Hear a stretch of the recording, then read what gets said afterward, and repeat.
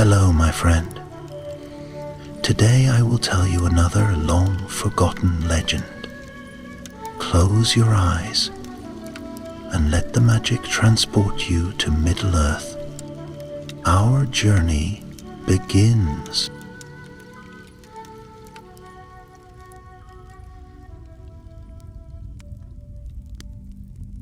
In the long shadows of the Third Age, when the Dark Tower had fallen and Sauron's black will was scattered like ash upon the wind, Mordor stood silent. No fire burned in its forges, no banners flew from the shattered pinnacles of Barad-dûr. The great eye no longer watched, yet the land did not sleep. Beneath its scorched earth and broken towers, something old stirred. Not all evil had perished in the ruin of the Dark Lord. Some lingered, small and bitter things, like embers buried under stone. And some, it was whispered, still dreamed of fire, far to the west, in the green halls of Ithilien, the land once poisoned by war, now bloomed again under the hand of King Elisar. But peace, as always in Middle-earth, was a fragile thing. The tale begins with a man named Calder, a ranger of Gondor. Once a captain in the war against Mordor, now a scout tasked with keeping watch over the Black Land's borders. Many called him the Ashwalker, for he had survived deep forays into the Mordish wilds when others did not return. It was on one such patrol that Caldor found something strange. At the edge of the plateau of Gorgoroth, where the land turned to glassy rock and choking dust, he came upon a half-buried orc standard, black cloth torn, the emblem burned away. Beside it, half crushed under a fallen slab of stone, lay the body of an orc, but it was not like the twisted goblins of old. This one bore armor newly forged, its blade honed, and its skin, though gray, was marked with symbols Caldor did not recognize, and most troubling of all, the corpse was fresh. Someone, or something, was organizing the scattered remnants of Mordor's forces. He returned at once to Minas Tirith, his reports swift and grim. The king listened with furrowed brow, his hand tight on the hilt of Anduril. "We have buried the shadow once," Elisar said. "We will not let it rise again." But the realm was weary of war. Its strength spread thin. The king could not send an army, so a secret company was chosen. 3 souls, swift and silent, to travel into the heart of Mordor and uncover the truth, not to conquer, but to find, and if possible destroy, whatever threat grew in the dark. Calder was the first to volunteer. The second was Thrain, a dwarf from Erebor, stout and sharp-eyed, whose kin had long sought to learn if the orc hordes had left treasures buried deep beneath the foundations of Barad-dûr. Thrain claimed to seek only knowledge and gold, but Caldur sensed in him a deeper motive, one not easily spoken.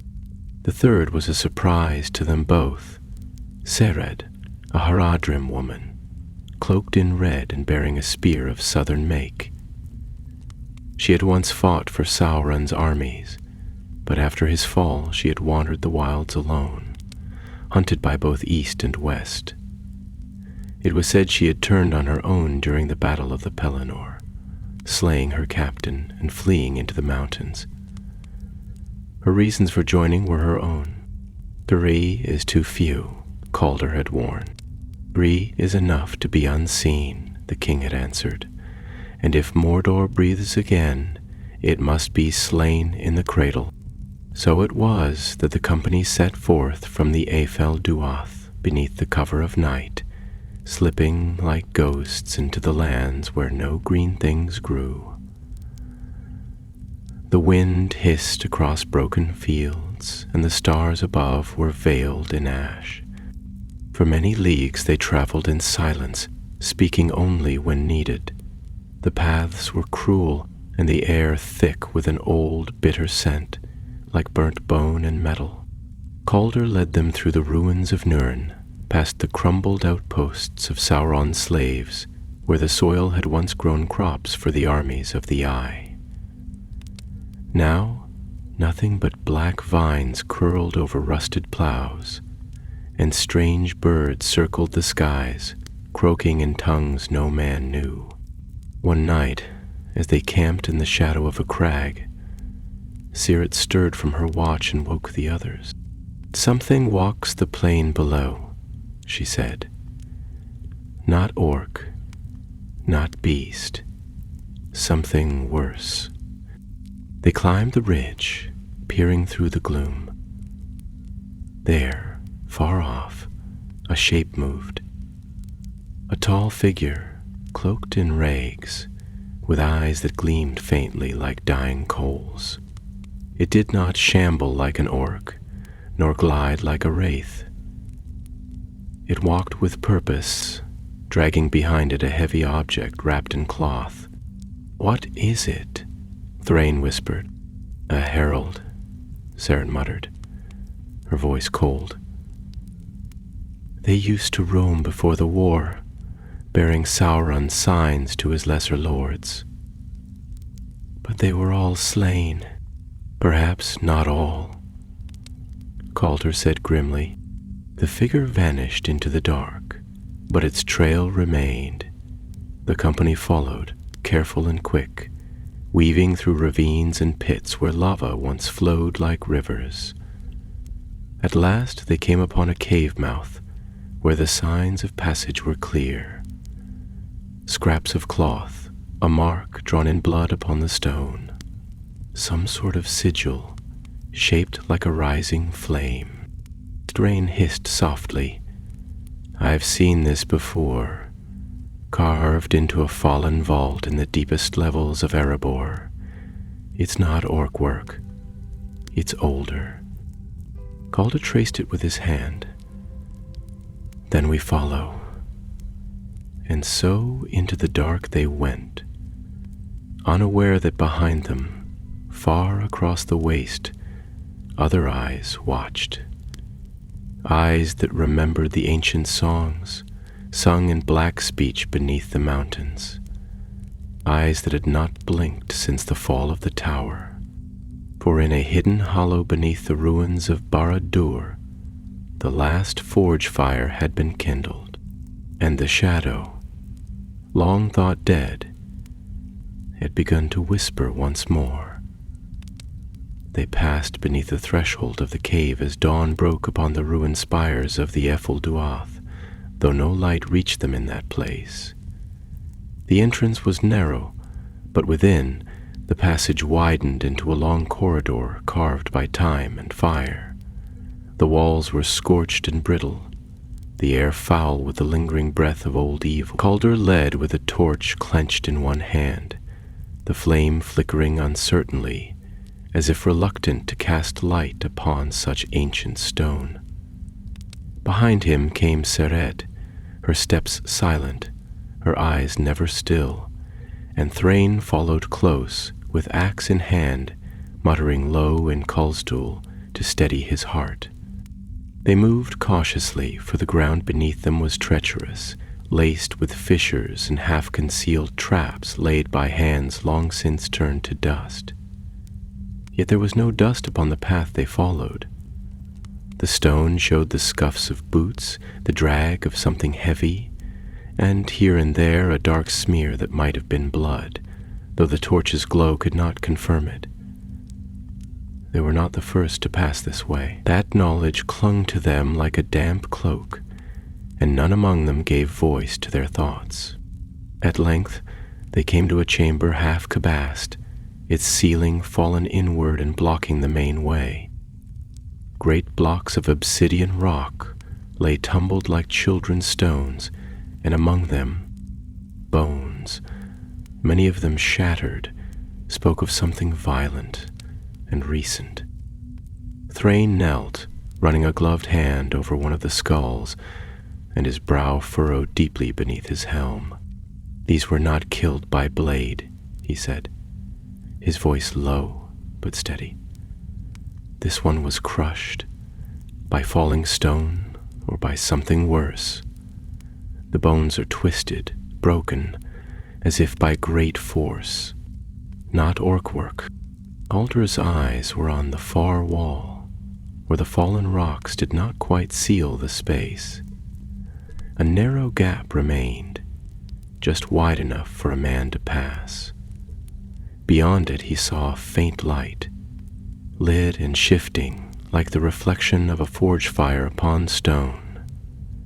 He said nothing, but pressed forward, squeezing through the narrow space until it scraped his shoulders.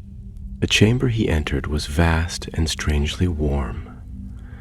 Its walls were smooth and black, and in its center stood a platform of carved basalt, upon which rested a great cauldron-shaped basin filled with smoldering coals.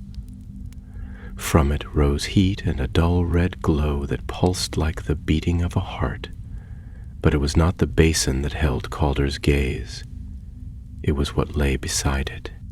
Upon a slab of dark stone, bound in iron bands and wrapped in cloth now half burnt, lay a body, or rather the remains of one. It was large, larger than any man, and its skin was ashen gray, veined with black lines as if it had been scorched from within.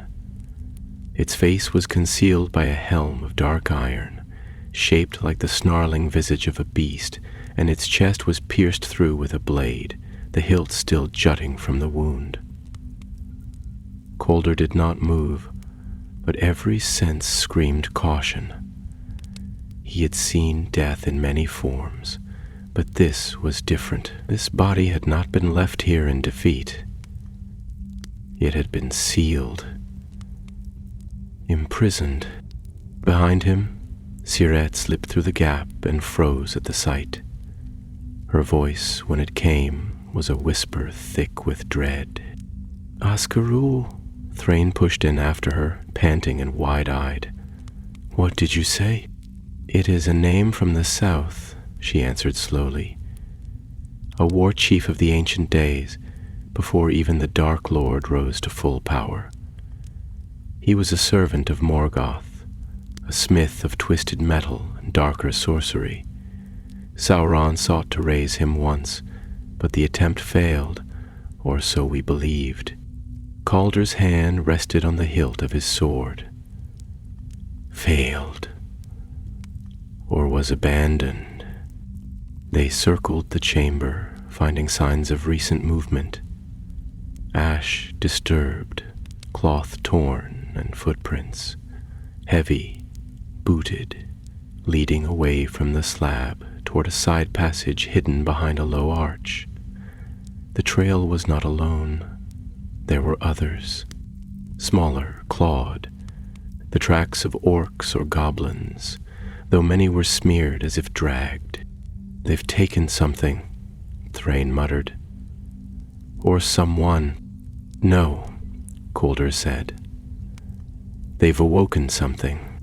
As if in answer, a distant rumble echoed through the stone, a low, guttural growl that seemed to vibrate in their bones. The flame in Calder's torch danced wildly, casting monstrous shadows across the walls.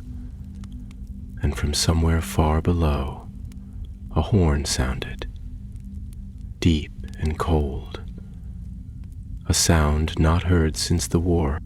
"We must go deeper," Kaldar said, his voice as firm as stone. "Whatever stirs down there, it must be stopped. If they mean to raise this Asgarul, we cannot let them succeed. But if he has already risen, Zerat asked.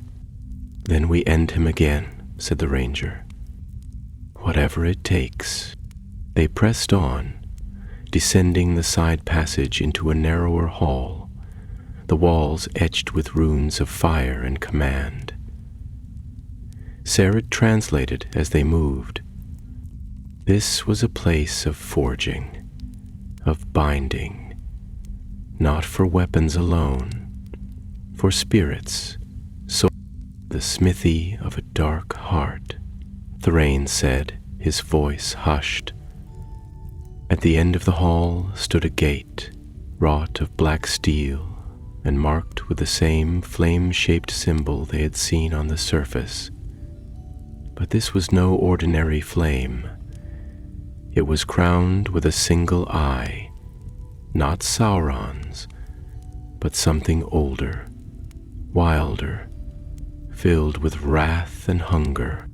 They paused before the gate, uncertain. Then a voice spoke. Not loud, not booming, but clear, cold, ancient. You walk in forgotten halls, children of the West. The forges have not cooled, the master has not left, and the darkness remembers. The voice came not from beyond the gate, but from within their minds. Kaldar staggered, clutching his head. Zerat dropped to one knee, her spear raised in defense. Thrain bellowed a curse and struck the wall with his axe, but the voice only laughed, soft and terrible. Then, silence. The gate stood still. But now, it seemed to watch them. The company stood in uneasy quiet, and in that stillness, Kaldar felt the first stirring of fear, not for himself, but for what might come if they failed. For if this was truly the forgotten servant of Morgoth, and if the orcs had begun to awaken the forge spirit bound in this place, then the War of the Ring had not ended. It had only paused, and the next shadow might rise before the sun could set. The gate did not yield at their touch, nor did it open with any visible mechanism. But as the last echoes of that dreadful voice faded into the walls, a low groan began to rise from the stone beneath their feet. Slowly, ponderously, the black iron parted inwards, folding like the lid of a tomb, revealing a passage that sloped downward into red-lit gloom. A warmth flowed from within, not the dry heat of fire, but a moist and suffocating breath, like that which escapes from deep caverns in the heart of the earth, long sealed. They stood for a moment on the threshold, as if each were listening not to the silence ahead, but to the deeper murmurings of their own thoughts.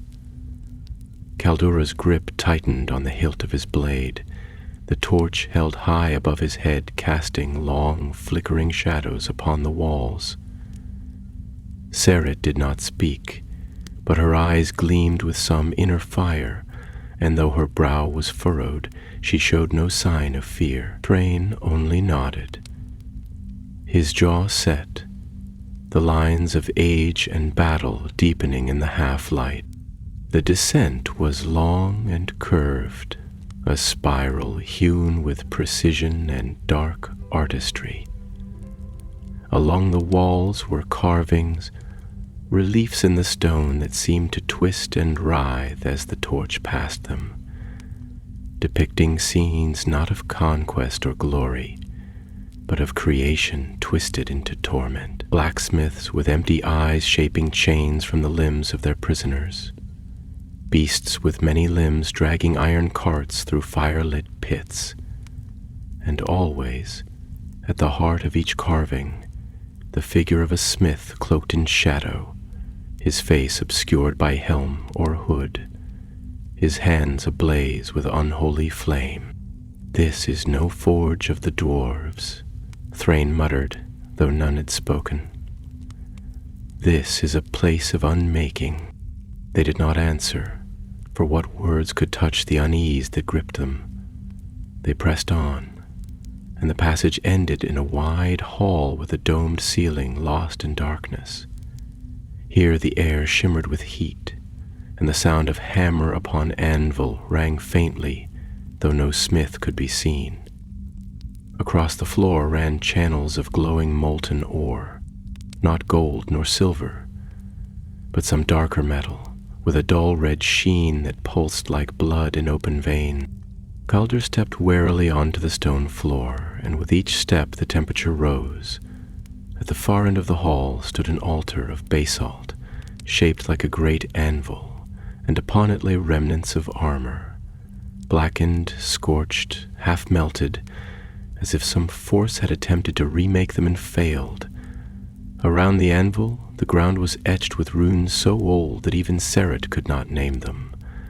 And behind the altar, a figure knelt, and they froze, not daring to speak. The figure was wrapped in torn robes the color of rust and dried blood. Chains hung from its arms and shoulders, and its head was bowed.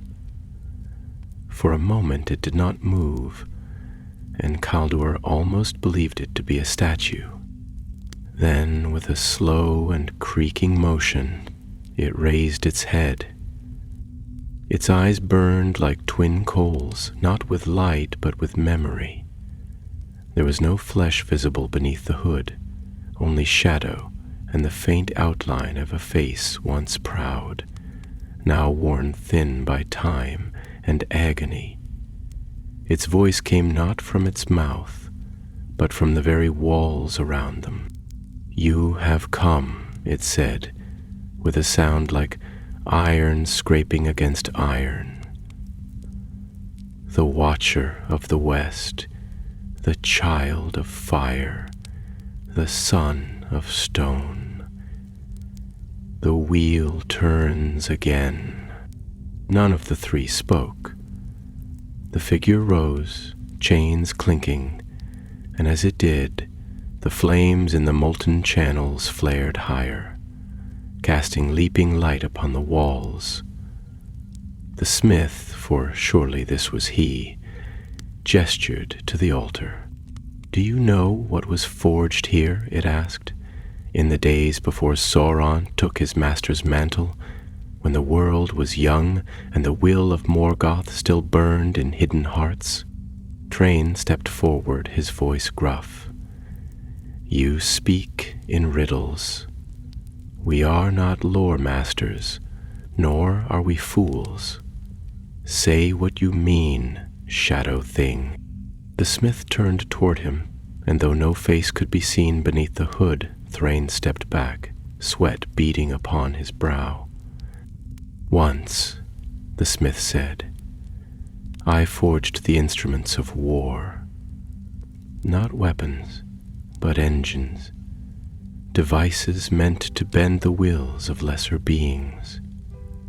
I shaped them not in the image of men or elves or dwarves, but in that of their fears.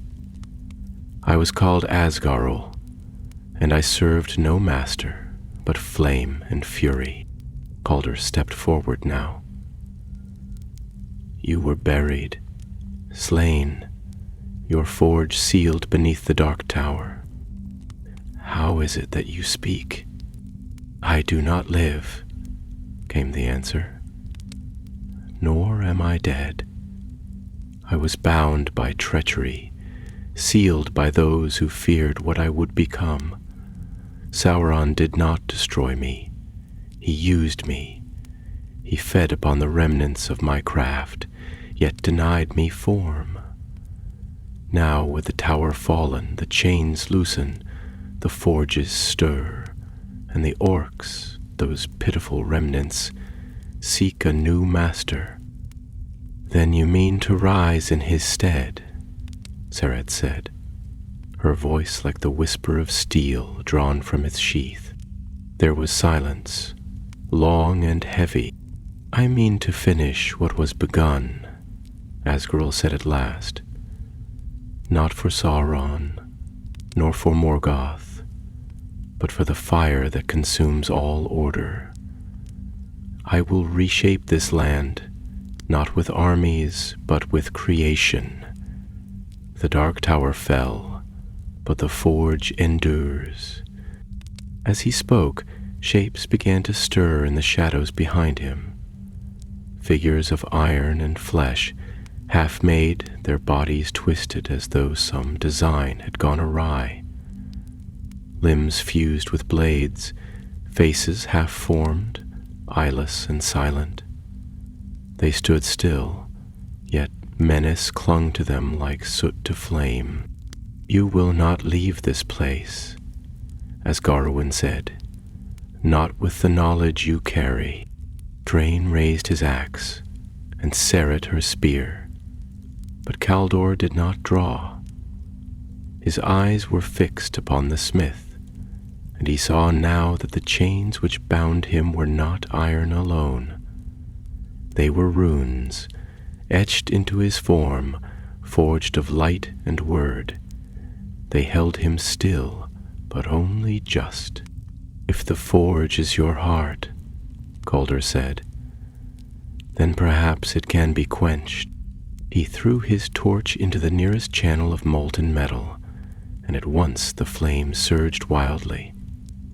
The light caught upon barrels of oil stacked along the walls, left perhaps by orcs, or by those who had tried to unseal the vault. With a cry, Serret hurled her spear, striking one barrel cleanly, and flame erupted in a sudden storm. Asgarul howled, not in pain, but in fury, as the chamber shook. The floor split, the ceiling groaned, and the half-forged abominations began to lurch forward, their movements jerky and unstable. "Run!" Quiller cried, seizing Thrain by the arm as the hall began to collapse. They fled up the sloping corridor, fire chasing them like a living beast, the sound of chains breaking and stone cracking echoing behind. Serret came last, her red cloak alight, her face grim but unafraid. They burst from the gate as it crashed down behind them, the forge hall sealed once more in a thunder of falling rock. For a long while, they said nothing. The sky above was dark, the stars choked by ash, and the wind carried with it the faint scent of something still burning deep below. At last Serret spoke. "Is not dead." "No," Colvers said, "but he is buried, and his power, at least for now, lies broken." Brain grunted. "Then we buy time. That's all we ever do. Delay the next shadow." Calder looked east toward the blackened horizon where Barad-dûr had once stood. "Sometimes," he said, "a little time is all that's needed to find hope." The fire behind them dimmed at last, muffled and buried beneath countless tons of stone, yet the heat still hung in the air like breath on a forge bellows, and the earth beneath their boots seemed to thrum with a slow, sulking anger, as though the land itself resented the interference. The three companions stood upon a ledge of black stone overlooking the wide expanse of Gorgoroth, the barren plains stretching eastward in a vast sweep of ash and ruin. The sky above was heavy with a ceiling of low clouds, streaked with smoke and tinged faintly with the deep crimson of unseen fires still smoldering far below.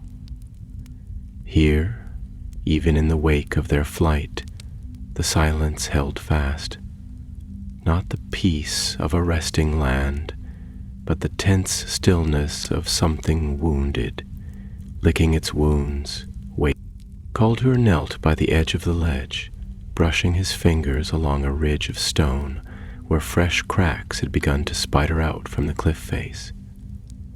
He could feel it beneath his touch, deep and old, but living. The mountains still remembered the darkness.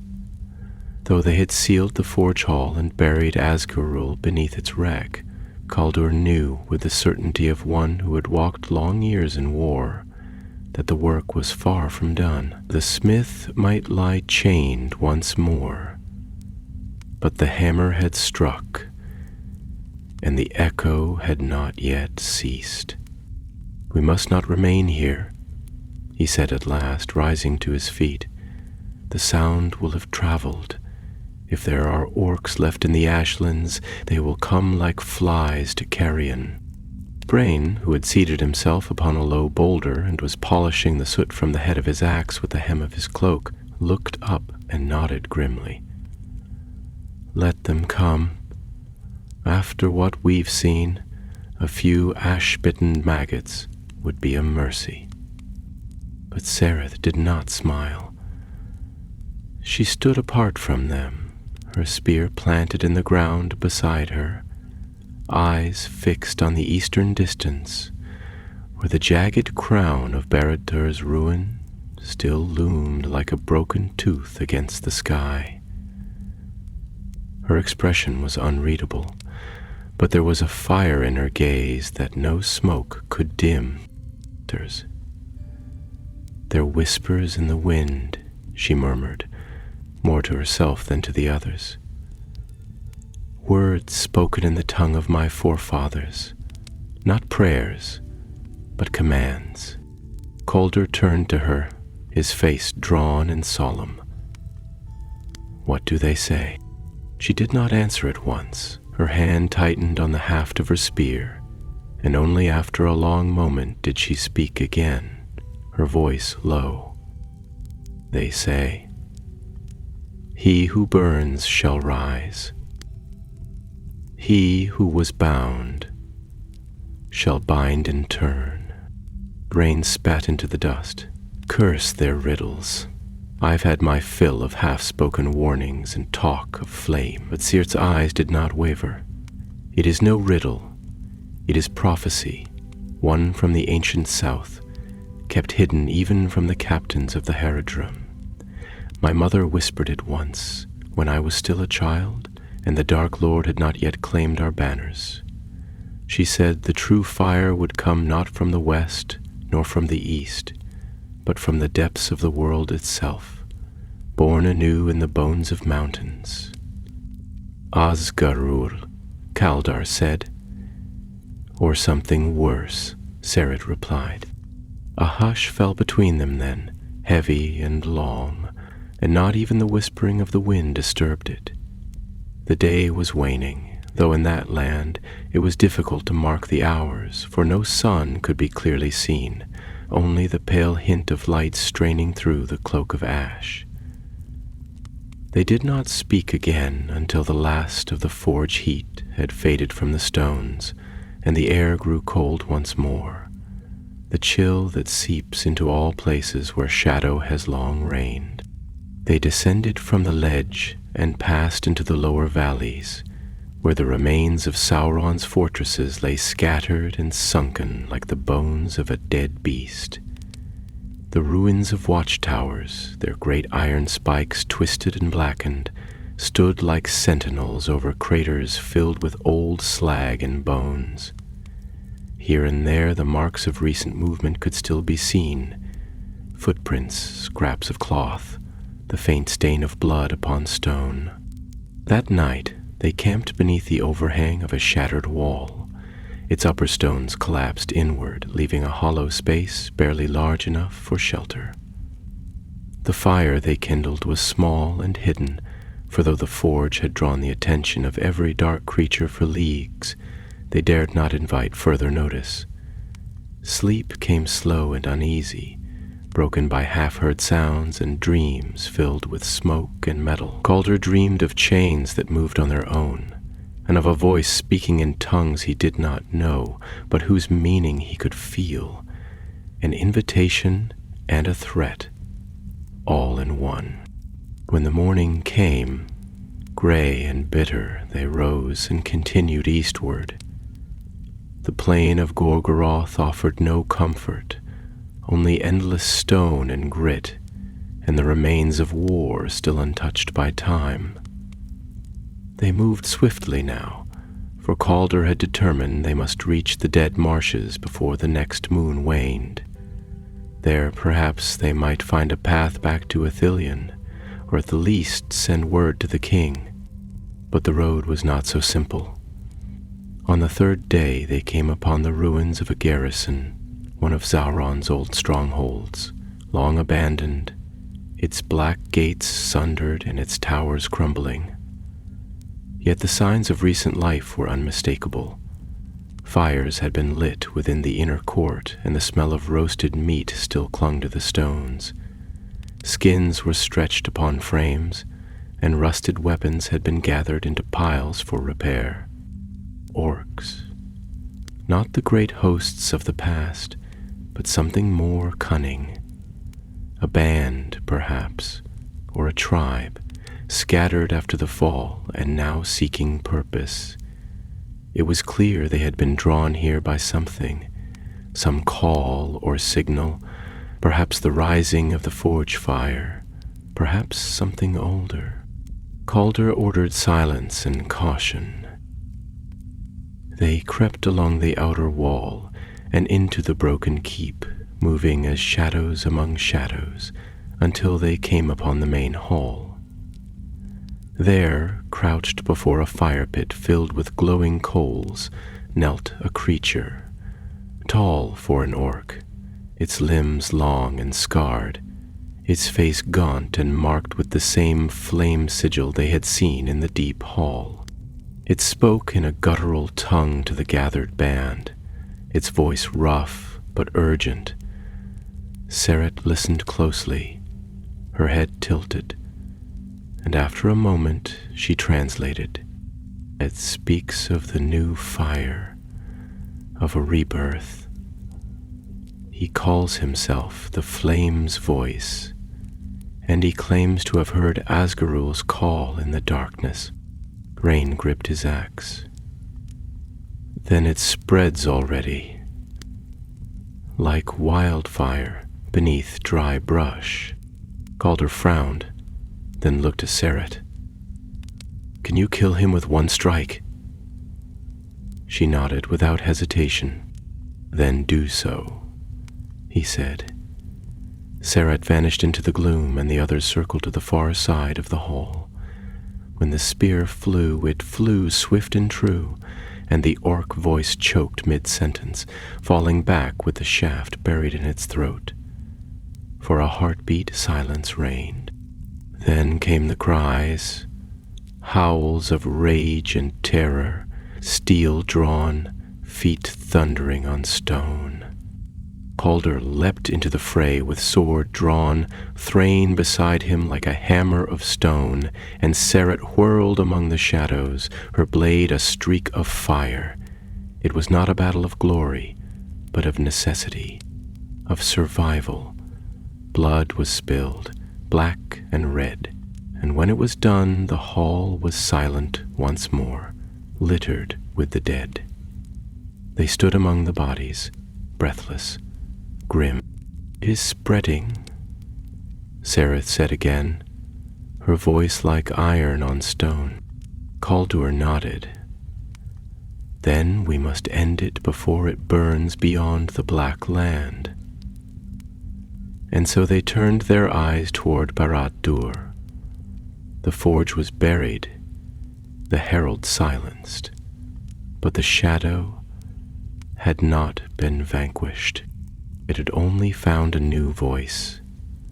The road eastward grew harsher still, and as the company passed deeper into the scorched lands where Barad-dûr once loomed, a silence fell upon them more profound than any before. It was not the quiet of peace, nor the hush of reverent woods, but a smothering stillness, as if the very stones dared not speak. No bird dared fly in that sky, no beast stirred in the ash-ridden valleys. The wind that passed between the jagged rocks whispered of old pain, and the ground beneath their feet held a memory of fire too deep to be forgotten. Baradur's ruins rose before them like the shattered crown of a fallen god. Where once the dark tower had stabbed at the heavens with its cruel spires, now only broken teeth of black stone remained, and yet the air around it was thick with unease, for not all that had been built in that place had crumbled. Deep within the earth, beneath the mountain of ruin, corridors and chambers still endured. Crypts of iron, vaults of shadow, and forges that had never known the touch of sunlight. It was toward these forgotten depths that the company turned their steps. They did not approach by the open road, for though the hosts of Mordor had long since been scattered, Caldor knew the habits of dark things that dwelt in ruin. The main gate was no longer watched by the lidless eye, but the memory of its gaze still lingered. Instead, they made their way along the outer crags, seeking a narrow cleft in the rock known to only a few, a hidden stair that led down into the lower halls, once used by the smiths and slaves of the Dark Tower. Seret found the path first, her eyes keen in the gloom, and they descended in silence.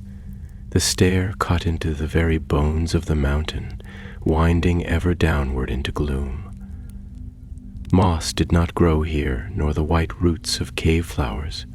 Only ash and soot clung to the walls, and the dust of countless years, thick as the fallen snow of a poisoned winter. When at last the stairs opened onto a vast antechamber, the company paused, their breaths misting in the air, despite the warmth that rose faintly from the stone. Columns of black basalt ringed the hall, twisted into shapes that resembled towers of writhing serpents or streams of frozen fire, and above them stretched a ceiling vaulted and domed, yet cracked and sagging, as if the very mountain pressed down in anger. At the far end stood a gate of dark steel, half open and marked with the sign they had seen before, the crowned flame, the eye of fire. Caldor's hand went to the hilt of his sword, but he did not draw. The silence here was not empty, and his every step was measured. A great weight lay upon the air, as though each breath stirred the anger of the stone. Seret passed him with a wary glance, her spear low and ready, and Thrain came behind, his steps sure despite the uneven floor, for he had trod many deep places and knew the signs of living rock. It was Thrain who spoke first. These halls were shaped by tools not made for mortal hands. See how the walls curve, how the stone weeps heat. This is no work of orc or troll. This was made by something older. Caldor nodded. Asgaru, or by those he served, Seret said quietly, her voice echoing faintly in the chamber.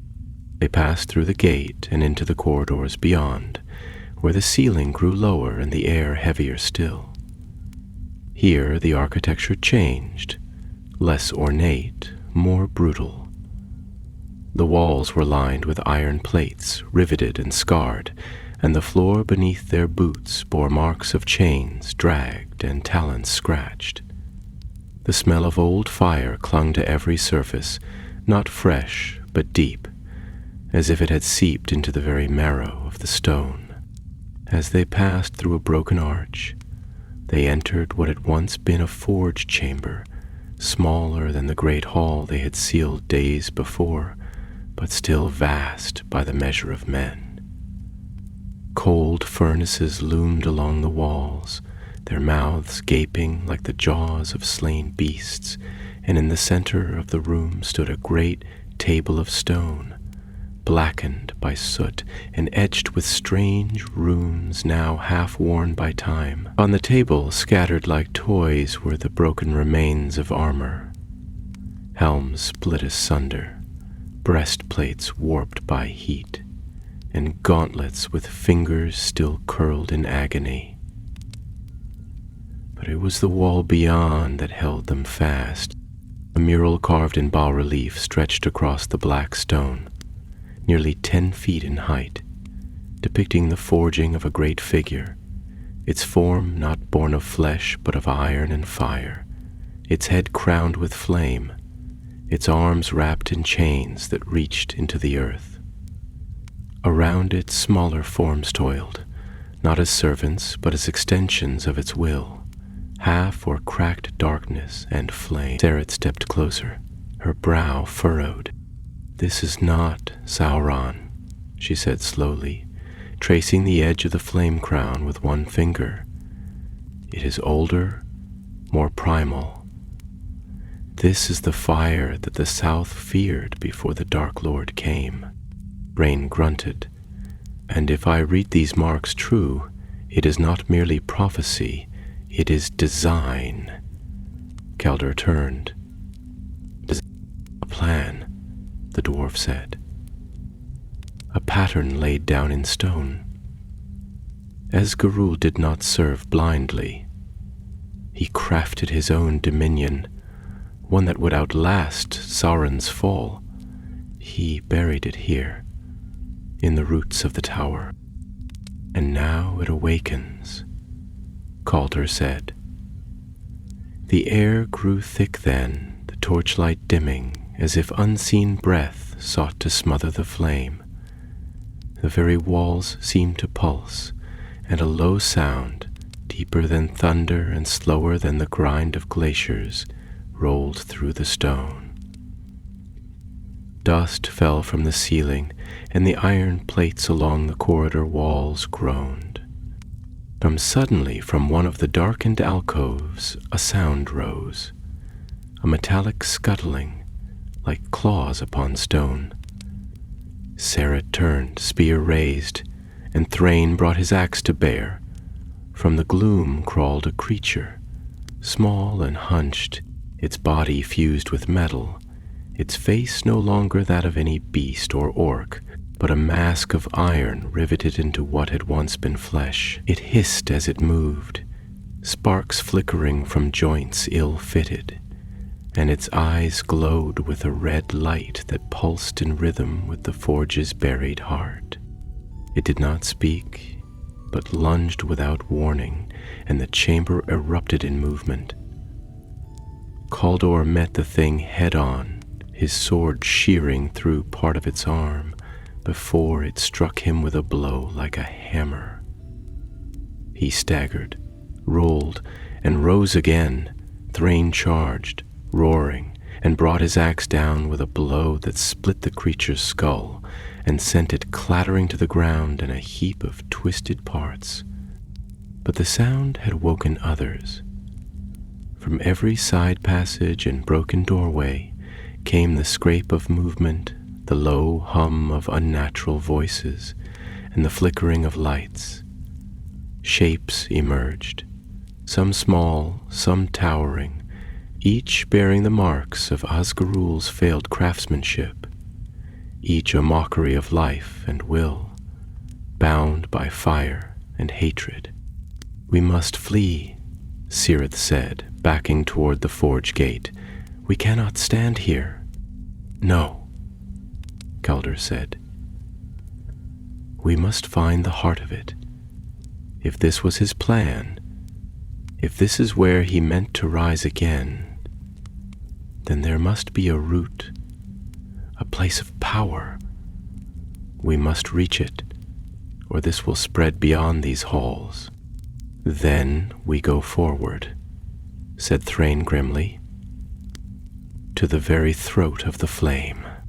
And so they turned, not toward safety, but deeper into the broken belly of Barad-dûr, where the last darkness of Mordor waited.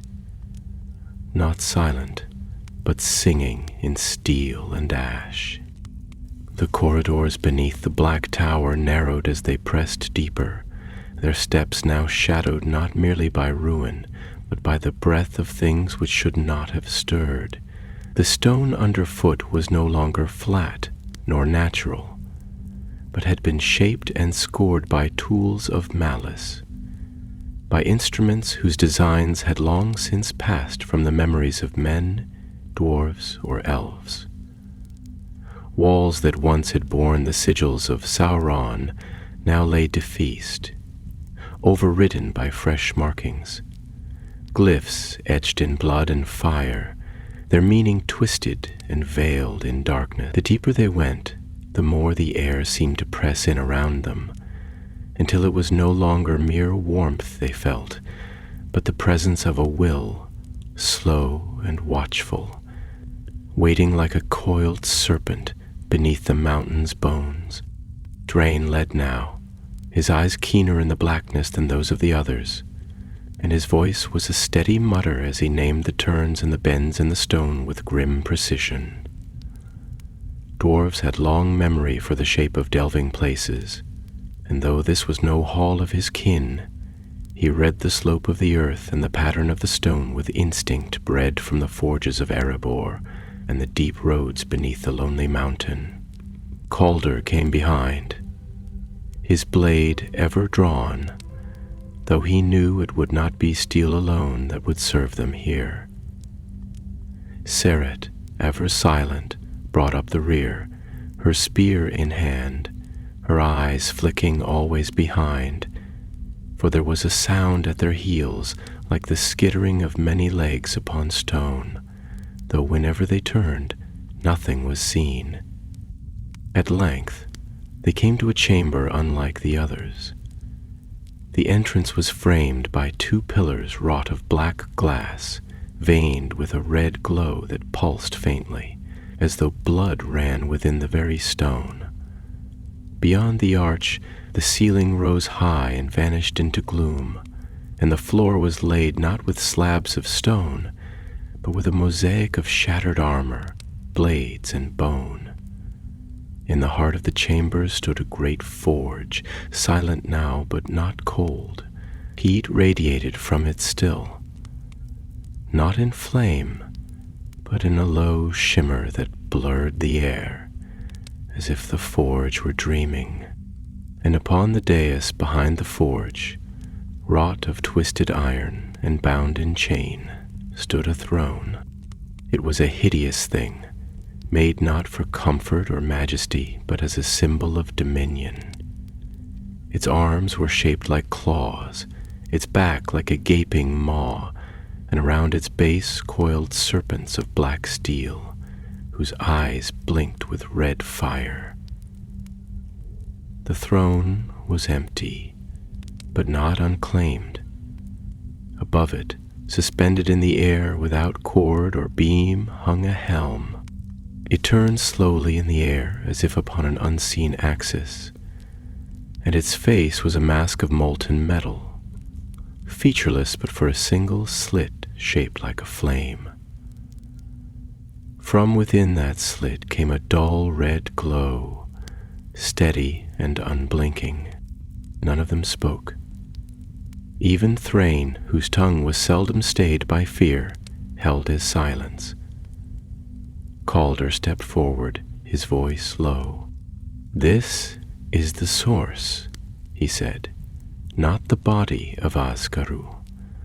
His will, his craft, all bound to this." Seret moved to stand beside him, her spear tip lowered toward the helm. "It is not merely a relic. It waits." Thrain shook his head slowly, his gaze locked upon the throne. "No, it watches." As if in answer, the glow within the helm brightened, and the forge behind them stirred. A soft hissing sound arose, the sound of metal heating, of bellows creaking under their own weight. The chains upon the throne clinked softly, and from the far corners of the chamber came a whisper, at first so faint it seemed no more than the rustle of dust. But the whisper grew, wordless but insistent, and with it came movement. Subtle at first, a shift in the air, a stirring in the corners, and then more figures emerged. They did not walk as orcs did, nor with the shambling gait of the dead, but with a dreadful grace, as if they had forgotten what it meant to move, and were only now remembering. Some were tall and slender, their limbs made not of flesh but iron, twisted into forms that echoed once living men. Others were smaller, hunched and insectile, with clawed hands and eyes like coals. They made no cry, no growl of hatred, but only circled slowly around the edge of the chamber, their attention fixed upon the intruders. Then the helm spoke. The voice did not come from it alone, but from every stone, from the iron of the throne, from the very air itself. You have come too far. The sound was like the roar of a furnace, slowed to a whisper, like fire speaking in sleep. Calder stepped forward, his blade raised. "We came to end this," he said, and his voice was clear, though his heart pounded like a war drum. The helm turned slowly to face him, though it had no eyes. "You cannot end what was forged before the waking of your world. I am no shadow of Sauron. He was but a flicker. I am the flame beneath." Serret stepped beside Calder, her voice strong. "You were chained and buried. You are a memory, not a master. I am memory, and memory endures. Even ashes remember the fire." At those words, the forge behind them flared with sudden heat, and the floor of the chamber cracked with a deep groan.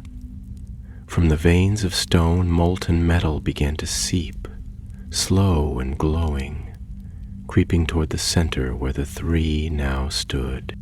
Calder turned to the others. "We must strike now, destroy the helm. It is the heart." Thrain's eyes gleamed with grim resolve. "Then let's see if it breaks like iron." The dwarf sprang forward, his axe raised high, and with a cry he brought it down upon the helm. But as the blade struck, a flash of light erupted from the contact, and Thrain was flung backward, his axe ringing against the floor. The helm did not fall. Serret did not hesitate. She spun her spear once and hurled it, the tip glowing red with heat as it flew through the chamber. It struck the helm dead center, and for a moment the flame within the slit wavered. The whispering stopped. Then, all at once, the figures around them shrieked in one voice, a sound like tearing metal and breaking stone, and surged inward. Calder caught Thrain's arm and pulled him to his feet, even as the first of the creatures reached them. Blade met claw, spear met steel, and the forge chamber became a storm of fury. Serret fought like fire incarnate, her limbs moving with deadly grace, and Thrain bellowed as he swung his axe in wide arcs, cutting down whatever came near. Calder fought with the cold precision of a seasoned soldier, his strikes clean, his focus unshaken. But for every creature they felled, another rose from the shadows. They began to fall back, step by step, toward the broken arch, toward whatever safety the passage beyond might still offer. Behind them, the helm still hovered, untouched, pulsing with a deeper light. And then Calder saw it. Not far from the base of the throne, half buried beneath the floor of blades and bones, lay a chain. Not forged of iron alone, but of light-rimmed links, glowing faintly with the same sigils he had seen in the forge chamber where Asgarel's body had once lain. The chain trembled, as if it resisted its own unmaking. Calder knew what must be done. He shouted to the others, though his voice was nearly lost in the din. "The chain! The seal! Break it!" Thrain turned, saw the chain, and without a word hurled his axe. It flew true, and where it struck, the floor split with a sound like thunder. Light burst forth from the break, not the fire of the forge, but a searing white radiance that pierced the gloom. The helm shrieked, not in speech, but in fury, and the creatures around them faltered. Ser threw her last blade, driving it into the center of the break, and the chamber cracked open. From beneath the floor rose a blast of heat and light so fierce it blinded them, and the helm at last fell, clattering to the ground as its glow died. In the silence that followed, only the sound of dripping metal remained. Asgarul's voice did not rise again. The fire beneath the mountain had been quenched, but the ruin of Barad-dûr was far from still. The chamber lay broken in silence, and for a time none among them moved.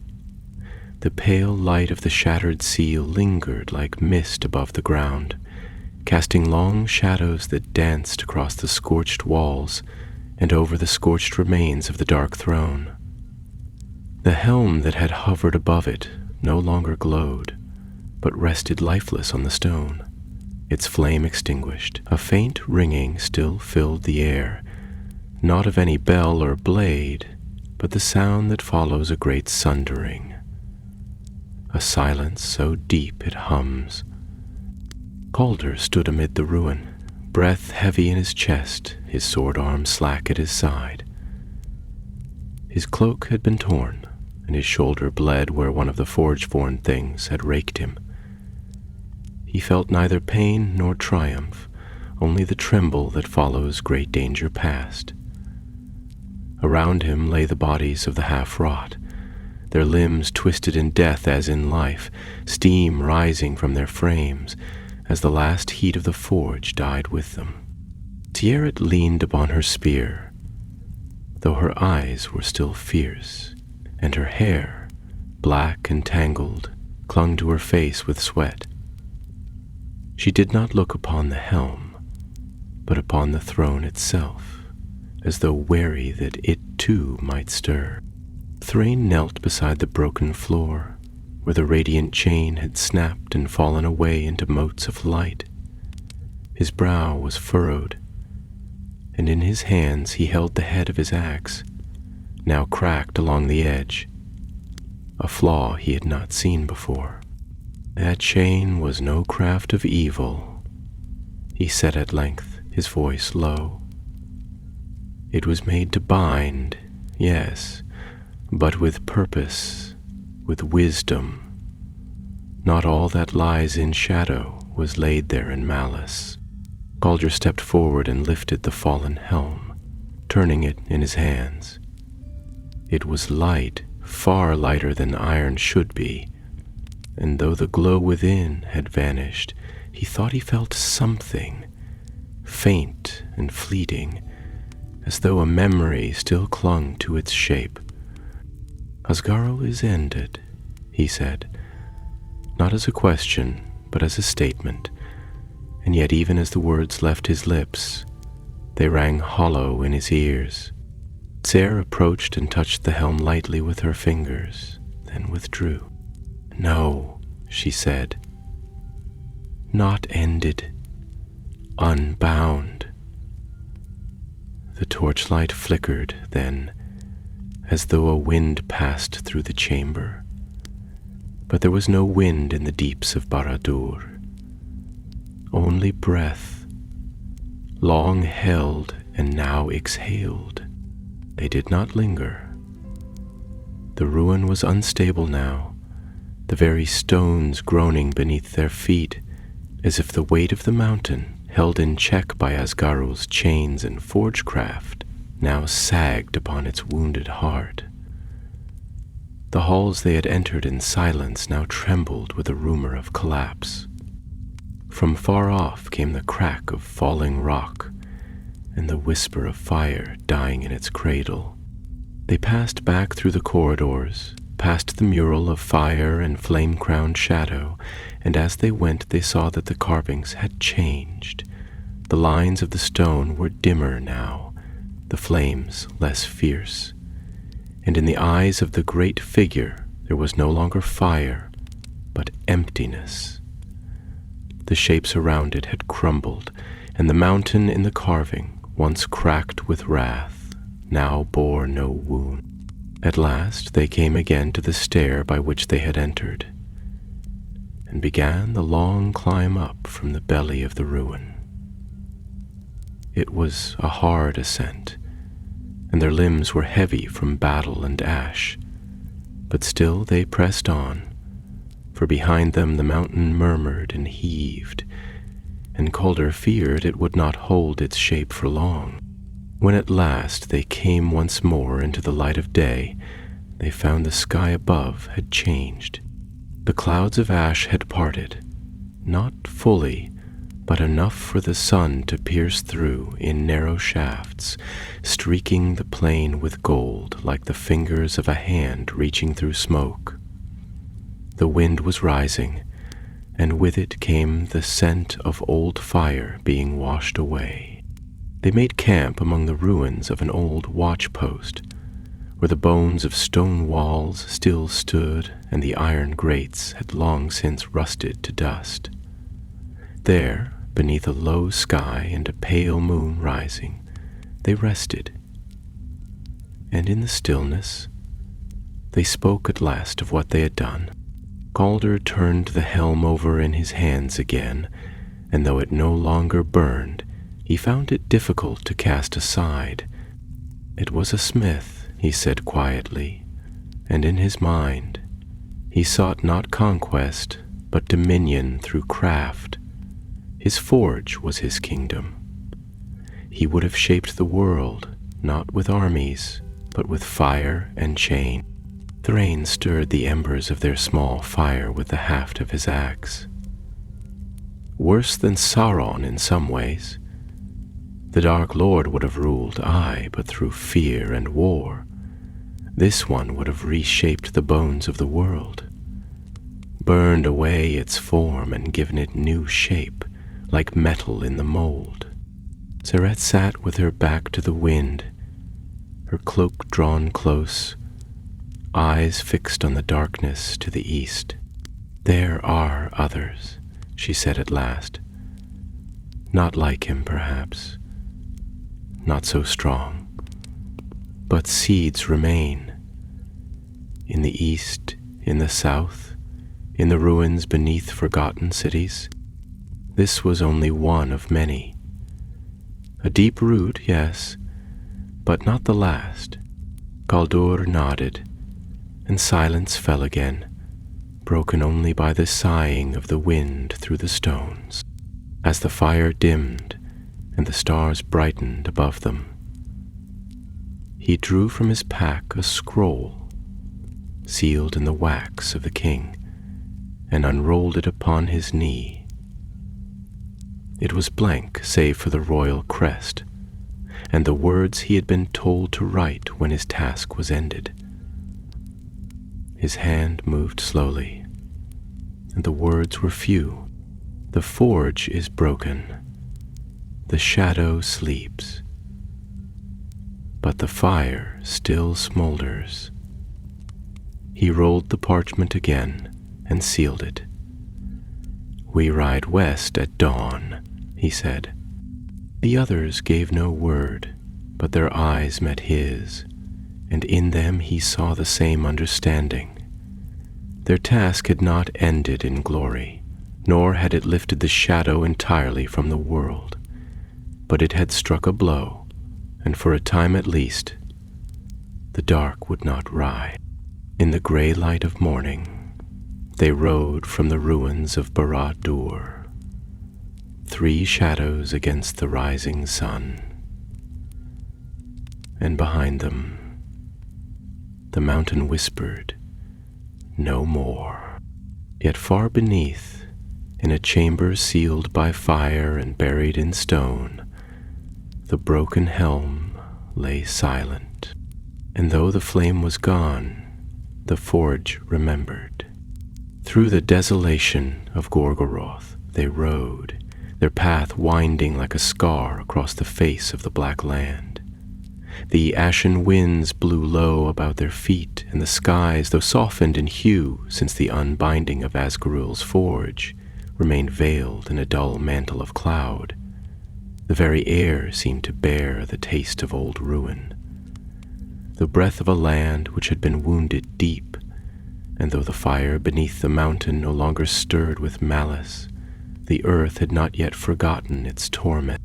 No word passed between them as they departed the shadow of Barad-dûr, for each was held in thought, and the silence was not born of sorrow nor of dread, but of weariness, the kind that settles into the soul and leaves a man marked thereafter. Galder rode at the head, his gaze fixed westward toward the far line of the Ephel-duath, though the mountains remained hidden behind veils of dust. Thoreen followed, his countenance grim and contemplative, for his people had long memory, and the things he had seen in the deeps would not soon leave his heart. Siret brought up the rear, her red cloak fluttering like a banner of forgotten war, her eyes ever watchful, ever wary. They passed by the wrecks of towers once tall, their stones cast down by the wrath of the earth in the moment of Sauron's fall. They saw the scorched husks of siege engines, broken and charred, half buried in the plains where the armies of the West had once fought a battle on the very threshold of the Black Gate. In that place, too many had died for the sake of hope, and though victory had been won, the scars of that war still lay open upon the land. On the second day they came to the edge of a barren lake, a wide, still mirror of black water, nestled in the hollows of ancient slag heaps. Nothing lived in its depths, nor upon its shores, and the stones there were smooth and round, worn not by time but by heat. The wind here carried no sound, and even the tread of their mounts seemed muffled, as though the land itself had no desire to echo life. They made camp in a shallow ravine nearby, screened by jagged rocks, and lit no fire, for in that place the darkness was not yet gone, and caution was their truest ally. As the sun faded behind the veiled horizon, Calder sat apart from the others, his hand upon the hilt of his sword, his eyes drawn ever eastward.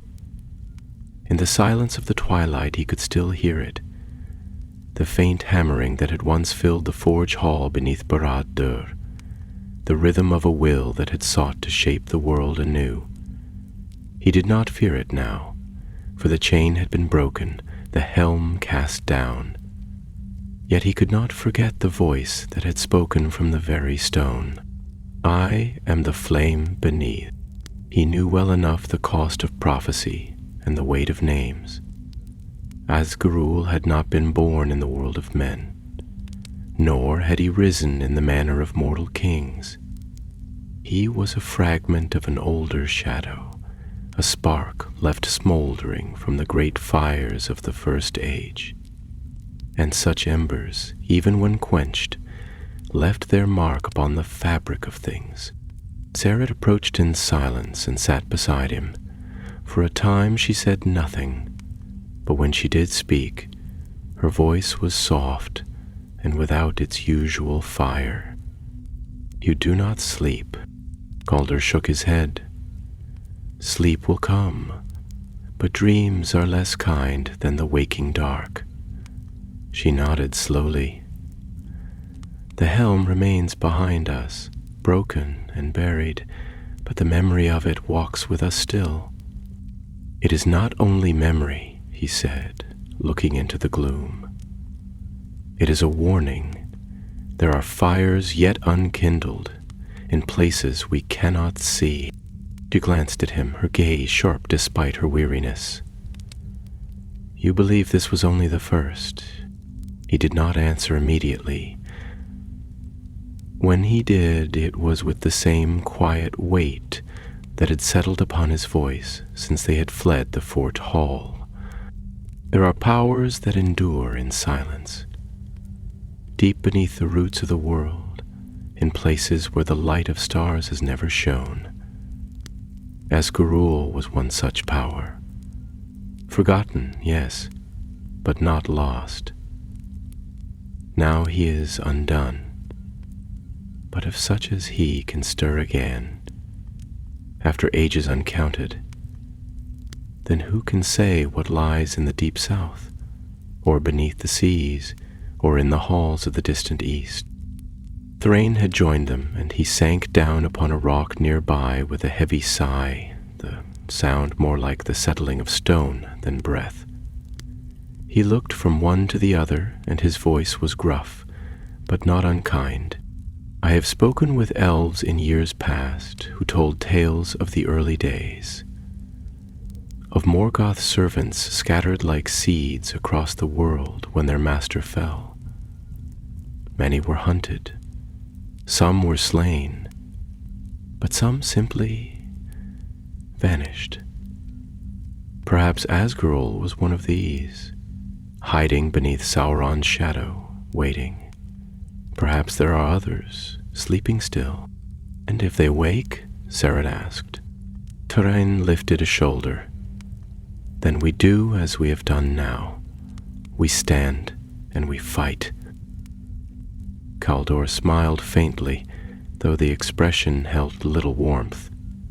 Easy words when the fire has passed. But what if the next shadow rises where no sword may reach? Then we find another way, said Seret. There are many weapons in the world, and not all are forged of steel. The wind shifted then, and from the east came a faint lightening of the sky, a wan glow, not of sun nor moon, but of some distant flame still burning in the heart of the ruined tower. It flickered like a star behind smoke, and then was gone. They watched it in silence. The days that followed brought no further threat, though the land remained bleak. On the 5th day, they passed beyond the rim of Gorgoroth, and the first stunted trees of Ithilien could be seen upon the horizon. Here the air grew sweeter, though the memory of the east lingered in every breath. Birds flew overhead once more, and green things stirred beneath the stones, shy and uncertain. They came at last to the watchpost on the borders of Gondor, where banners flew beneath the stars, and the torches of the wardens burned in defiance of all that had come before.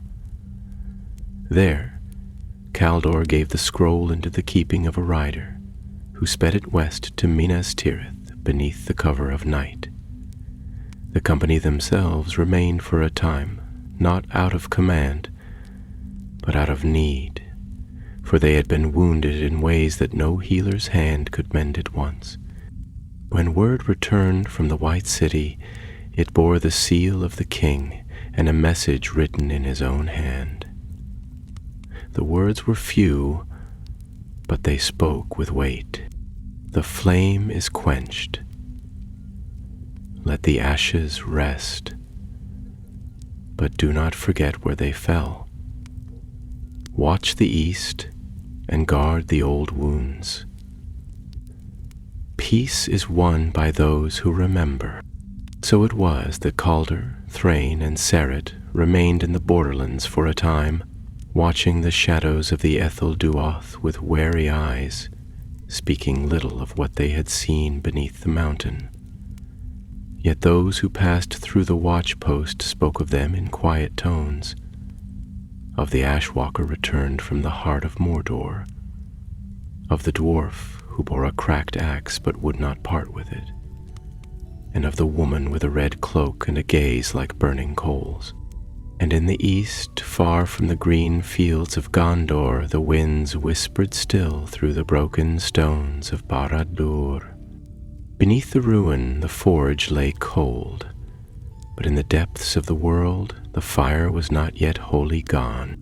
Spring had come to the borders of Ithilien, though in truth it arrived softly and with sorrow, for the land still bore the wounds of long war, and the green shoots that pushed through the ash and broken stone did so with the wary hesitation of a people who had once suffered fire. Yet the trees here, young and old, grew stronger each year, and the rivers, once fouled by the poisons of the black land, now ran clear again, though they murmured dark memories as they flowed past the ruins of watchfires and outposts long abandoned. Calder stood upon a ridge beneath the gray-green canopy of a growing beechwood, his cloak stirring in the breeze that rolled westward from Mordor's bones. Behind him, the towers of Gondor lay distant but clear, their white stone gleaming like stars beneath the morning sun. Yet his gaze never turned westward. Always his eyes were drawn east, to the jagged line of the Ephel Duath, and beyond that veil of cloud and stone where the shadow once ruled. His wound had healed, but slowly. The gash upon his shoulder had been shallow, yet what had clung to the blade that struck him was more than steel. It had been the craft of Osgarul, and that forge magic left a sickness in the flesh that even the king's healers had struggled to cleanse. Still, Calder endured, and as his strength returned, so too did the fire of his purpose. Thrain, too, remained in the borderlands, though many messengers from Erebor had come bearing word of home and entreaties for his return. He answered them with honor, but stayed nonetheless, and some whispered that the dwarf had taken an oath upon the broken helm, though he never spoke of it. He had taken up his hammer once more, not to forge weapons, but to mend the broken gates and fallen watchposts along the border. Wherever the stone bore signs of ancient ruin, Thrain set his hand to it, not merely to repair, but to unmake the hidden sigils and burnt markings that might yet call to darker things. There was no pride in his labor, but the grim joy of duty well kept, and in this he found peace.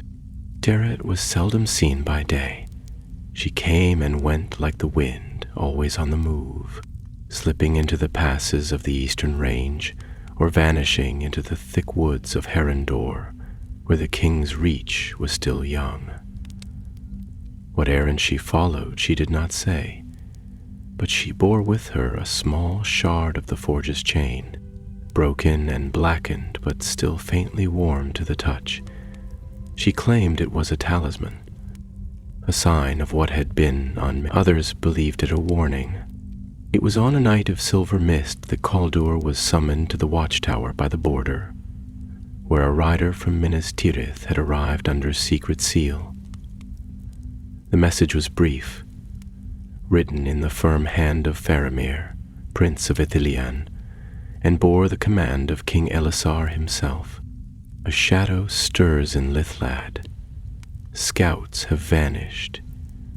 The dead walk in the hollows by night. You are called again to serve.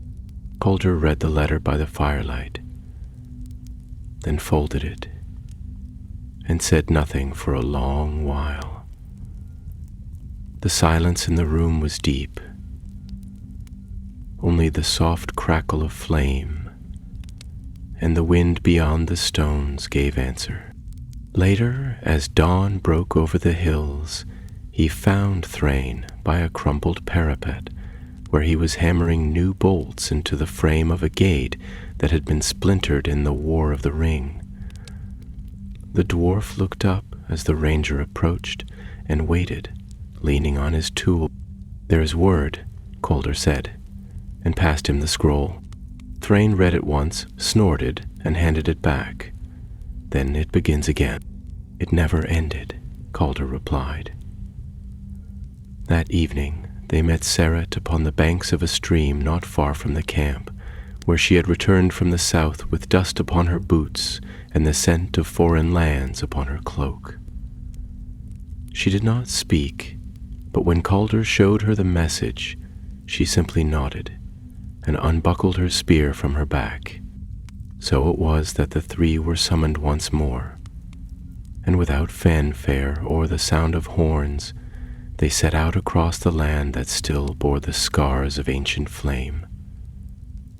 Their path took them north and east, along the slopes of the Efelduath and down into Lithlad, that lonely and windswept region where even the orcs of Mordor had seldom lingered, for it was a land of hollows and sinkholes, of cliffs that crumbled into black chasms, and plains that whispered with the voices of the lost. In the first age it had been a place of wandering spirits, and in the second a frontier for the forging of secret roads and hidden strongholds. In the third age it had slept. Forgotten but never clean, there they found signs, campfires long dead, scattered bones of creatures not wholly orc nor beast, and cairns overturned, their stones scattered as if by hands eager to awaken that which ought to lie still.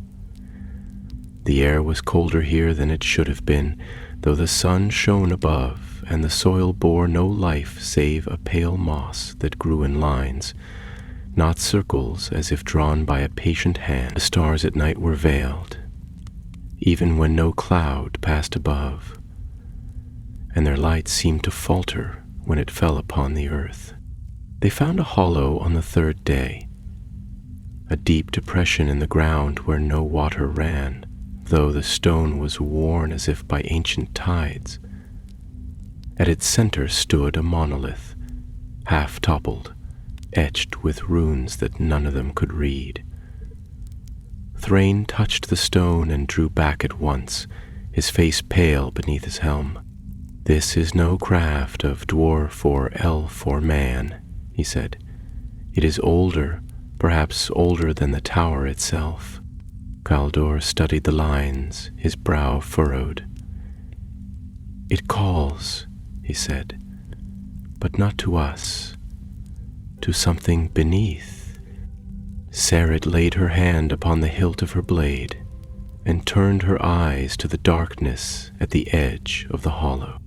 "There are whispers," she said, "but not in a tongue I know." That night they kept no fire and took turns at watch. Calder stood the last watch before dawn, his cloak wrapped tight about him, the stars dim overhead. It was then that he saw movement.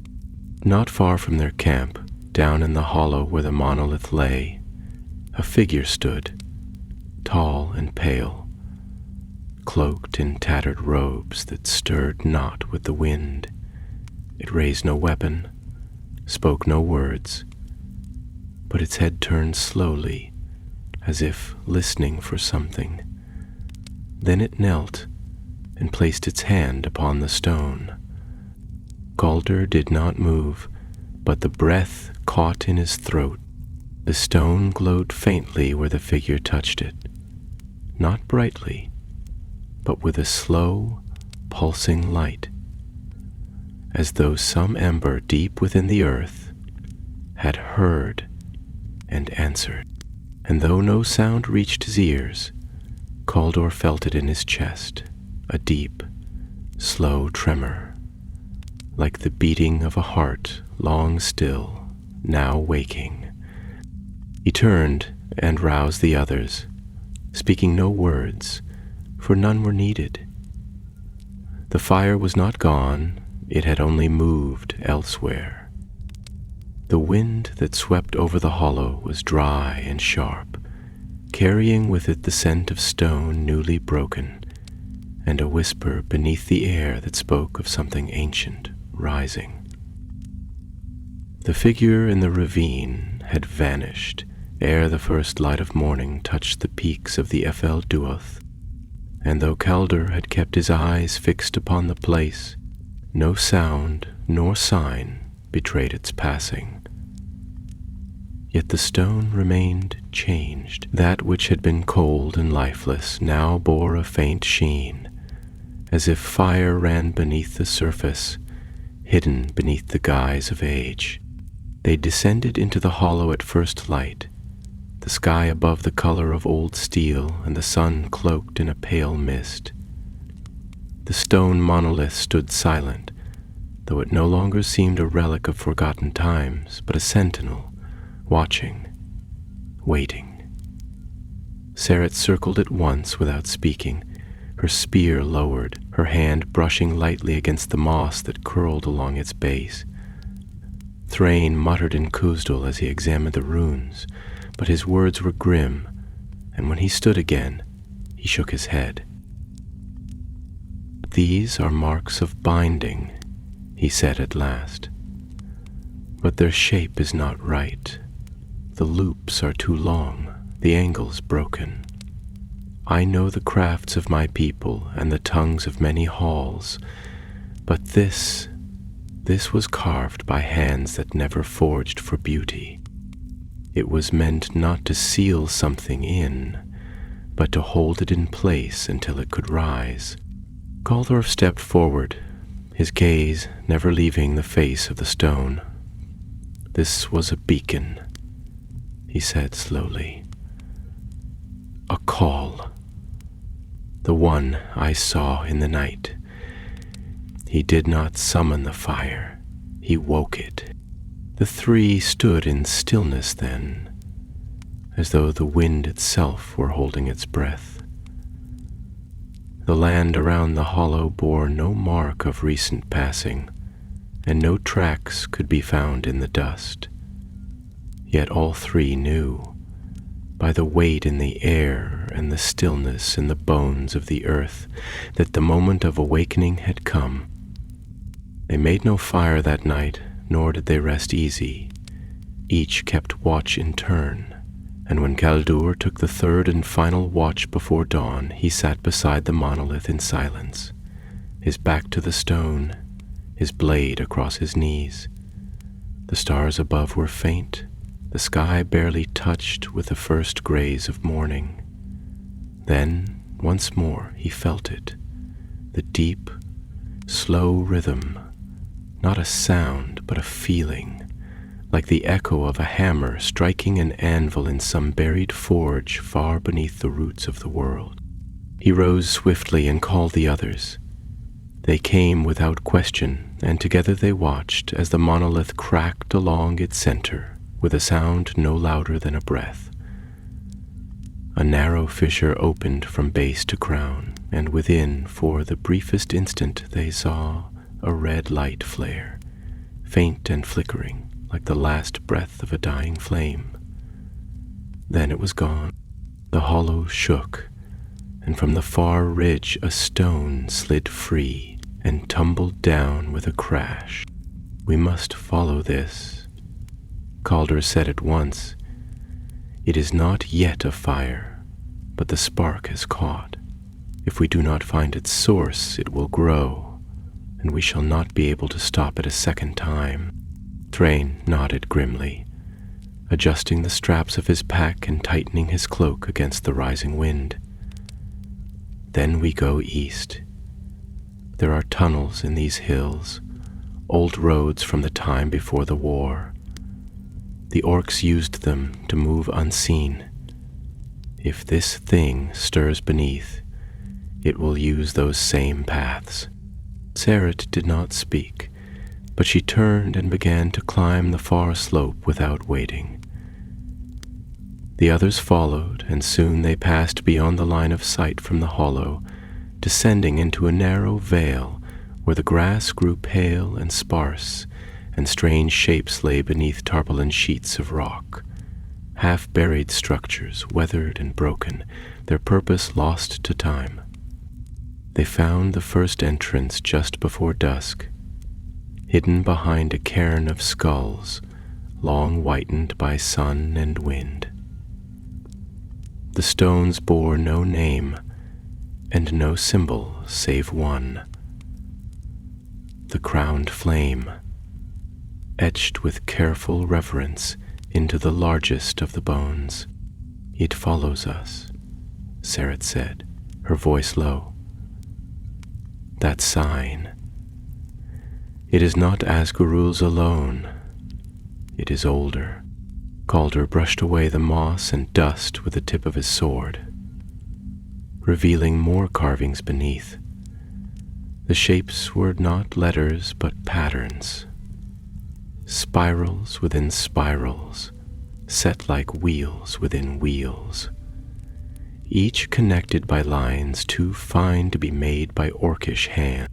They were waiting, he said, not merely hoping, not wandering blind in ruin. They had a map of sorts, a way to return. This is the road. Thrain grunted and shouldered his axe. Then let's walk it and see what beast waits at the end. They descended into the dark. The tunnel sloped downward at a shallow angle, the stone damp with old moisture, and the air thick with the scent of rot and earth long unturned. The walls bore markings at intervals, none written, but carved like the teeth of great beasts, swirls of ridges and hollows that might have been decorative or might have served some purpose long forgotten. Their torchlight danced upon them, casting shadows that seemed to shift and slither, though no sound followed save their own footfalls. Hours passed and the road did not rise. They moved like ghosts beneath the world, and more than once Caldir felt as though the stone itself was watching, listening, remembering each step.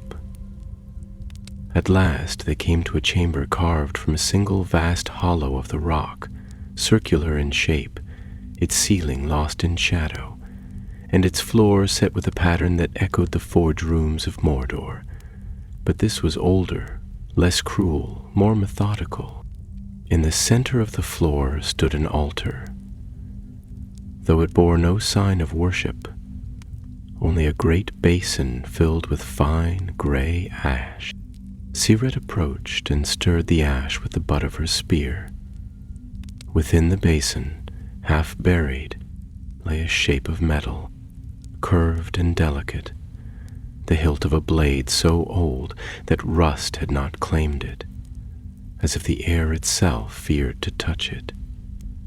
She lifted it slowly, and the ash poured from its edges, revealing a sword forged not for war, but for shaping.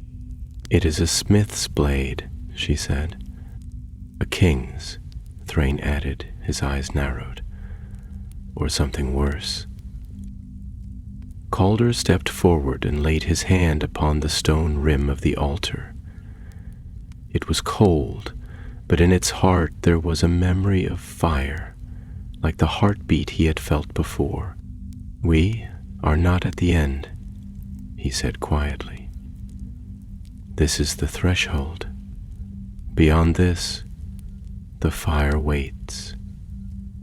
Not Asgurul's forge, but the forge he fled from, the first flame." The others looked to him. He met their gaze with steel in his voice. "We go on." And so, beyond the chamber of ash, they passed into the deeper dark, where the light of the world had never touched, and the old songs of flame still lingered in the bones of the earth, waiting to be sung once more. Long into the dark they walked, the world above them forgotten, as though they journeyed not through the underways of stone, but into another age, deeper and more remote than even the elder days. The passage narrowed and widened in turn, never straight, but winding like the veins of fire that once laced the roots of Orodruin. Their torches burned low, yet the walls around them glimmered faintly, with a sheen that did not come from the flame, but from within the stone itself, as though the mountain's bones still remembered the forging of the world, when flame and earth had not yet parted, and the Valar had sung the shape of Arda into being. No sound came to them save the soft fall of their feet and the distant groaning of the stone, as if some great weight stirred in its sleep. The air grew warmer the deeper they pressed, not with the thick breath of forges nor the choking heat of ash, but with a dry warmth that came from the rock itself, slow and steady, as if the world's own breath was drawn deep in its belly.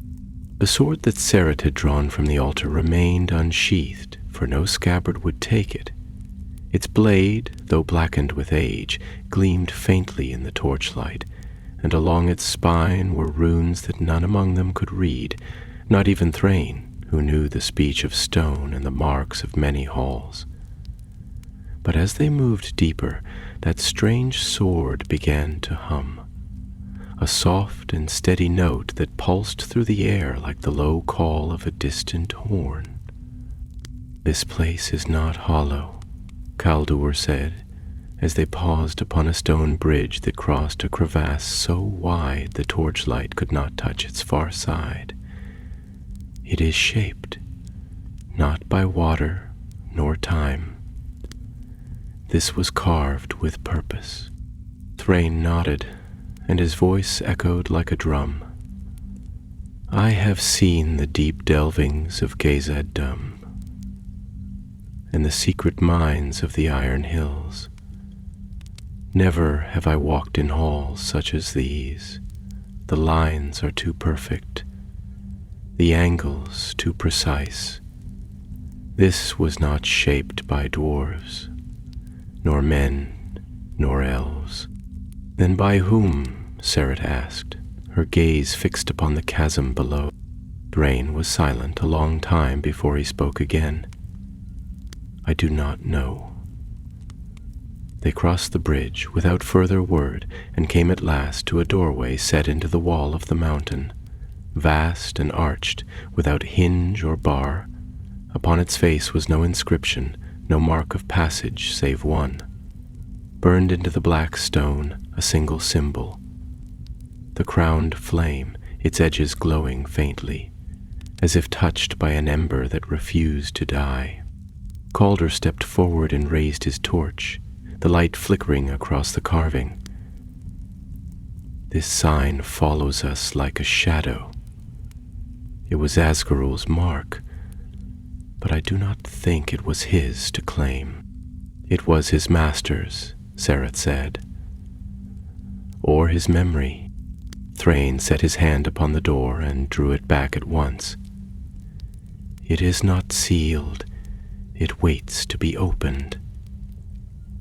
Without further speech, Caldun pressed both hands to the stone.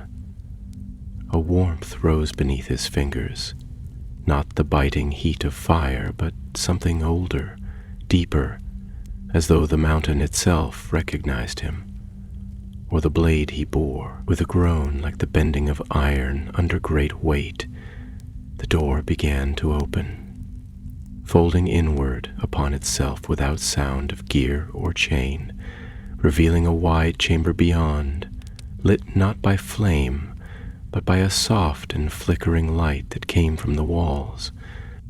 They entered.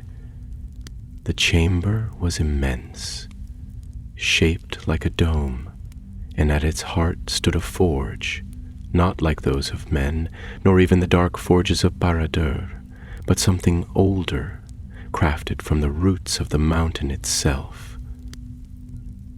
The anvil was a pillar of obsidian, its surface carved with circles and sigils of fire. The walls pulsed with lines of red and gold that moved like veins beneath the stone, and the air was filled with the scent of metal, raw, unfinished, potent. But what held their gaze was the figure that stood beside the forge. It was not tall, nor monstrous, but cloaked in black, its face hidden beneath a helm that bore no slit, no crown, only a smooth, burnished surface like molten glass cooled in shadow. The figure did not move, did not speak, but as they entered it turned its head, slowly, as if listening to their footsteps upon the stone. The sword in Serret's hand shivered, and the runes along its edge flared bright red. Calder drew his own blade and stepped forward. "You are not Asgarawul." The figure said nothing. Thrain raised his axe. "Then speak, Shadow. If you are master here, we have come for your end." Still the figure did not reply, but slowly raised its hand, and the walls of the chamber trembled. The forge flared with sudden light, and from the stone itself came a sound, not of metal or flame, but of voices, countless, layered, whispering in tongues long dead. Then the voice of the figure came, deep and cold, not from its throat, but from every stone in the hall. "I am not Asgarul. I am that which gave him name. I am the echo that shapes the flame. I am the first hammer." The light surged, and from the forge burst a wave of fire that passed not like heat, but like wind, swirling around the company, casting their cloaks wide, their hair streaming. The weapons in their hands burned with light, and for a moment the air was filled with visions of dark towers rising in ancient lands, of forges burning in the hearts of dead mountains, of hands shaping weapons not for battle, but for rule. Then the light withdrew, and the chamber was still. Galdern's voice was hoarse. "You were before Mordor, before even Morgoth's fall." The figure inclined its head slowly. "I was born in the song of the making. When the world was shaped, I listened. While the Valar forged mountains and seas, I forged thought and will. I gave flame its hunger. I gave stone its memory. I am the fire beneath." Sareth stepped forward now, her voice sharp.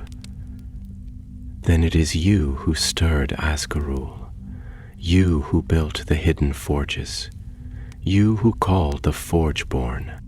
"No," came the reply. "They came to me. For power, for meaning, I did not command, I gave. What is forged must be tested. What is broken must be remade." Thrain shook his head slowly. "You are not a lord. You are a fire without hearth. You burn all that touches you." The figure turned toward him. "So speaks one who shapes stone with reverence. But even stone must crack to change." Calder raised his blade. "We will not allow another shadow to rise. This land has bled enough." The forge flared again, and the voice whispered from the walls, "Then strike, children of the fading world. Prove that you are stronger than the fire." And as the figure raised both hands, the chamber shook, and the forge awoke in full fury. The final test had begun. The forge roared to life, not with the wild chaos of a battlefield, but with the measured, terrible rhythm of something ancient fulfilling its design. Flame surged upward in a pillar of golden fire from the heart of the chamber, licking the walls with tongues of memory, and the veins of light in the stone pulsed faster, as though the mountain's blood now flowed with purpose. The figure beside the anvil did not strike, nor cry out, but stood with arms raised, and from its hands issued lines of fire that wove through the air like threads drawn from the looms of creation itself. Calder stepped forward first, the light of the forge glinting upon his blade, and for a moment he looked not like a ranger of Gondor, but like a prince of forgotten wars, forged in shadow, crowned in ash. His voice rang out, not loud but clear. "You may be older than kings, older than the tower and the black hand that built it. But your time is ended. The world does not need your flame. The figure's voice answered, still from the walls, still without mouth or breath, and yet filled with power. You do not understand. I do not burn for conquest. I burn to make. And the world that was made without me is flawed. Serret moved beside Calder, the black sword in her hand now gleaming with scarlet flame, as if it had awakened fully in the presence of its maker. She spoke no words, but raised it high, and the hum that had haunted the deep grew into a song, low and resonant, not sung by voices but by the blade itself, singing of chains unbroken and fire contained. The sword had been meant to seal, not slay. Thrain came last, his axe now wrapped in cloth, for it had cracked once before upon Asgarl's helm, and he had not reforged it. But his strength was not in weapons alone. With a growl that echoed through the hall like thunder through stone, he raised both hands and struck the haft of his axe upon the floor 3 times. Each blow sounded like a drum beat in the forge's song, and with each strike the fire faltered. "I am stone," he said, "and stone endures. You may burn, but you will not remake what was carved in truth." The figure lowered its arms. The forge dimmed slightly, and though no face could be seen beneath the helm, there was something in its stillness that changed, a hesitation, a ripple in the fire. "You are few," it said. 3 sparks in the dark. What hope do you bear against a fire that fed the mountains before your fathers walked beneath the sun? Calder raised his sword, and his voice was steady. "Hope enough." And then the fire broke upon them. It came not in a single wave, but in layers, in pulses, in the wrath of a forgotten forge made manifest. The very air burned, and the stones beneath their feet groaned with the strain.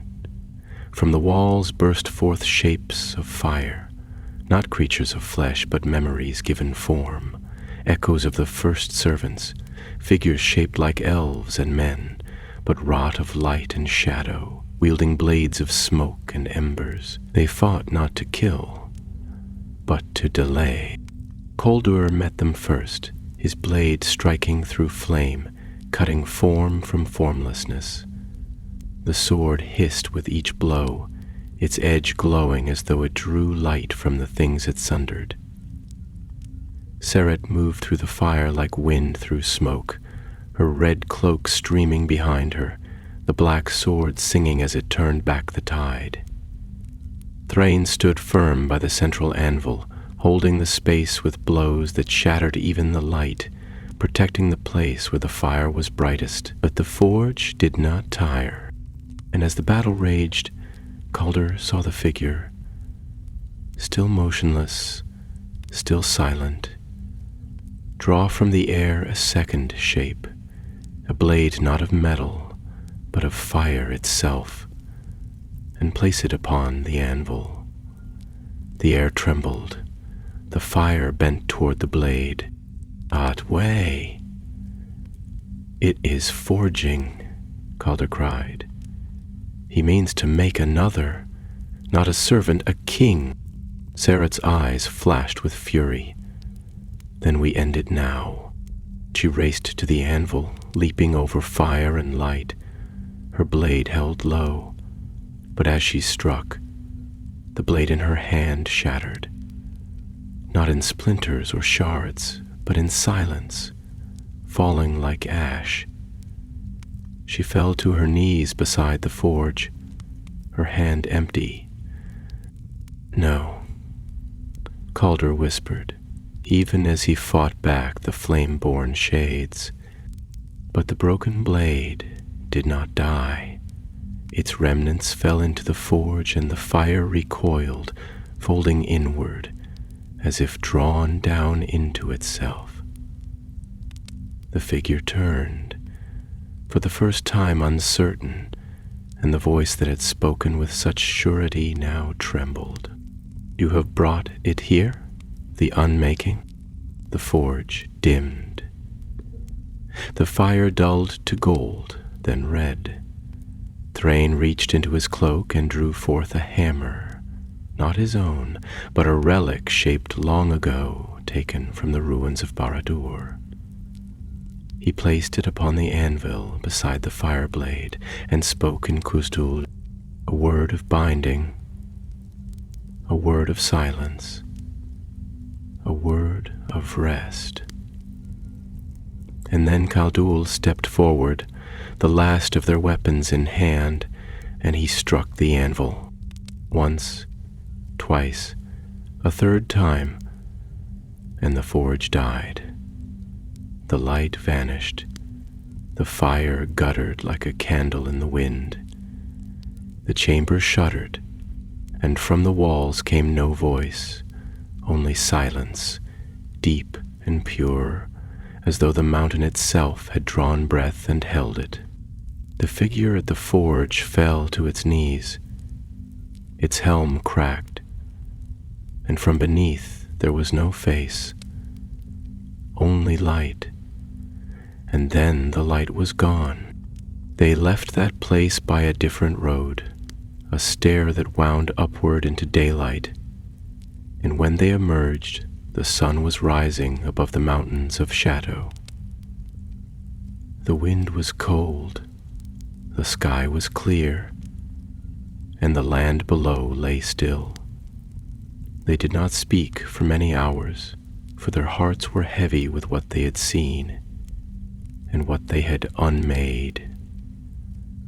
The fire was gone, yes, but in its death something had changed. The world had shifted, and in some deep place the echo of the first hammer had been silenced.